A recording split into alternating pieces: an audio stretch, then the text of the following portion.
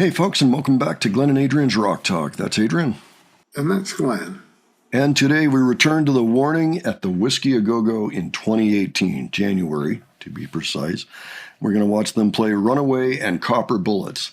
This is the first show they ever played there, the pay-to-play gig, the one where they're really trying to make a great impression, and their nerves are up just a little bit. They're apparently third on a bill of 5 bands having 30-minute sets on this day, and they want to make a good impression, but things break, like the mic stand that Danny was using, like Pow's rented drum kit, like the pedal board. Maybe there wasn't an issue, but Danny was paying special attention to her pedal board in this particular show, perhaps to work with the amp that was not hers behind her and just get the sound she was looking for. We're not sure. Anyway, there was just a lot to think about, and so it's a pretty intense show so far. So we're looking forward to hearing these two songs, which are both pretty intense songs. Yeah, it's pretty intense. Yeah, okay. Let's go ahead and start with Runaway. We will stop in the middle to discuss that one and then move on to Copper Bullets. So here we go with Runaway. Let's check it out.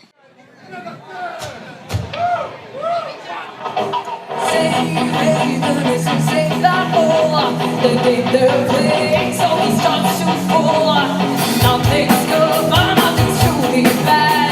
Only us is going down this path. We keep building all these walls and they like to see them fall. We were born to die, but trying to find the right line. No one is sure what's right. You were born to survive. You don't need no revelation. You'll be fine with getting on. You don't need this salvation. You'll survive without Run away, child. They're not for death. They're not for life. Run away, child. Make no truth. Destroy the lies. Worry about the others. Not love. Say nothing comes that fails. Run away.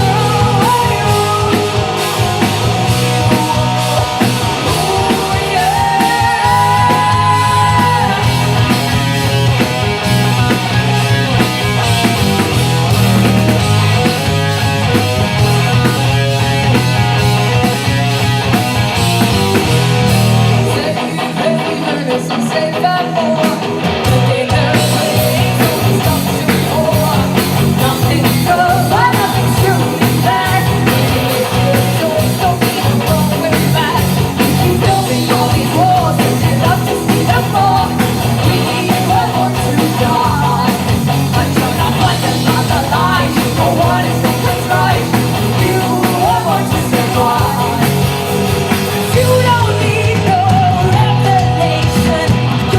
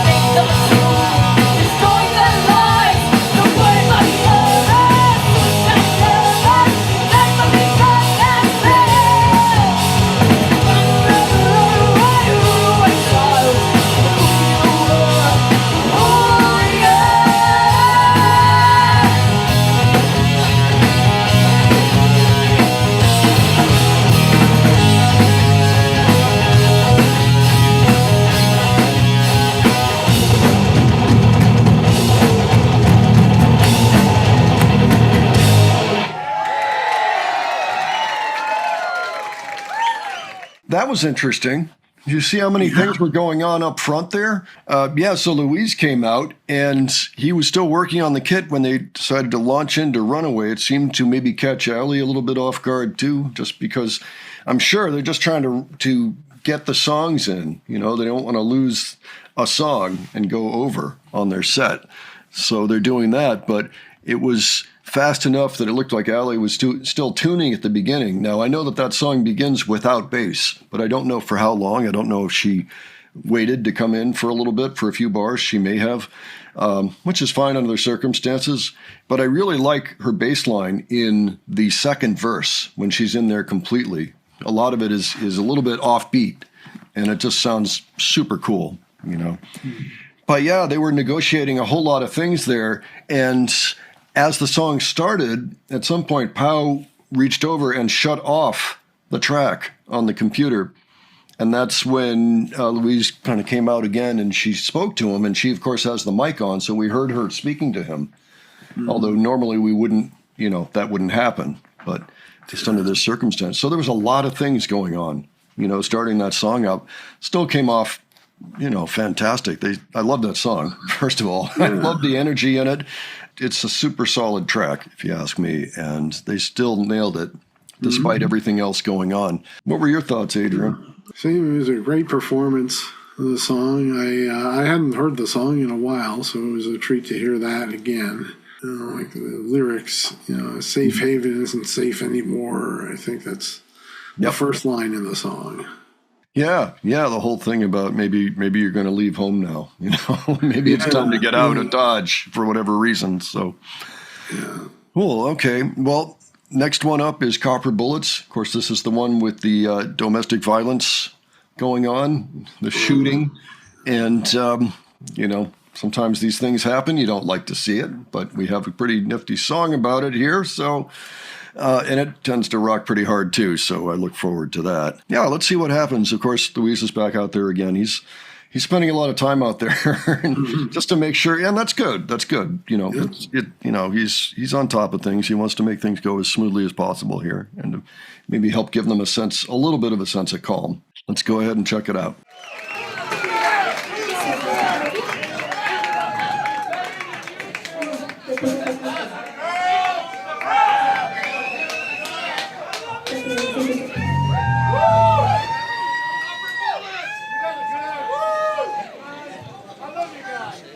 Somebody knows the set list out in the audience.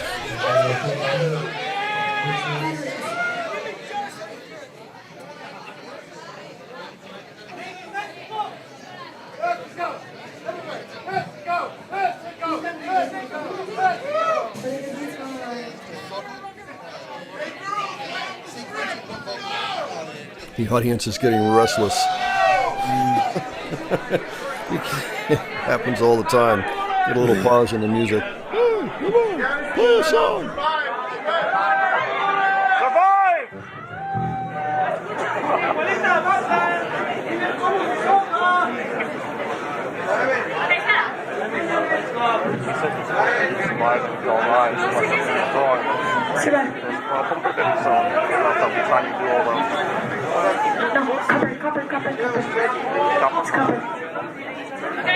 I was nervous.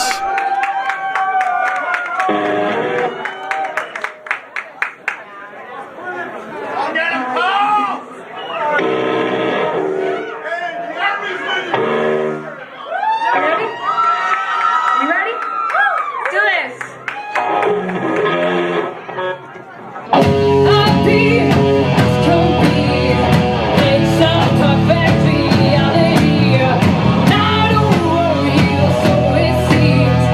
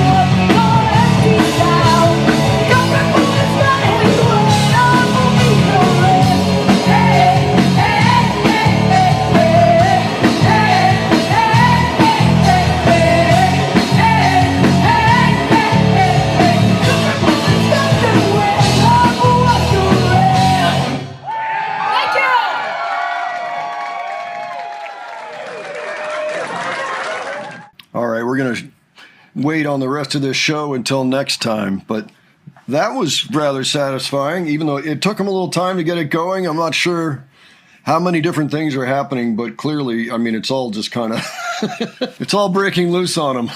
I almost feel a little bad for them. And Powell clearly nervous there. You know, like, come on, let's start the song. Let's go. And I get it. I totally get it. They're handling it admirably. I mean, the songs are not suffering at all for all of the chaos. So what were your thoughts? Well, there were things going on, but we know that it ended well because they were asked at the end to just come back whenever they wanted to. Well, yeah, I mean, I think it is going very well. I mean, granted, there's some chaos going on stage, but the songs are still coming out amazing. So they're not really getting rattled to the point where it's affecting their performance, you know, but you can definitely feel that energy in their performance at the same time. Yeah, Pow is definitely a little on edge. I think everybody is, just a little bit. I mean, Allie's playing it cool. You know, I noticed she is tuning her bass again. So maybe there's an issue with the bass that she's playing. I don't know about that exactly. Maybe she's having trouble keeping it in tune for some reason or another. And it's just interesting, though. I mean, there are a lot of little dramas unfolding on the stage that we're not necessarily privy to. And yet, everything's coming off. You know, even if the songs are starting a little later than maybe they would like, it's still working. I saw the playlist that Pow has up on her computer. It is, in fact, iTunes, and it was the third to last song that was playing, which makes sense. According to the set list we have here, there should be 2 more coming up after this. So apparently they did get in the number of songs they wanted to get in, so that's good. And yeah, generally this is a very entertaining show, just for all of what's going on in the situation there. So yeah, we see stuff going on the stage, but they're still playing perfectly. All right, folks, why don't you let us know what you think of this and what you thought of these 2 performances, if you've ever seen them before, if this is any different than the times you've seen them in the past, anything like that. Is there an observation you think we missed? Why don't you leave that below as well? And of course, if you have any other suggestions for upcoming shows, other shows that we might take a look at, by all means, leave that as well. And if you enjoyed this video, please give it a like. And if you enjoyed our presentation, please subscribe. Don't forget, we have a second channel now, Modern Rock Talk, where we're putting up interview reactions. And we have loads of warning up there already, over 20 videos that are just based on the warning and warning-related content. So go check it out if you haven't. And thanks so much for joining us today. We'll catch you on the next one, all right? Take care, folks. See you all later.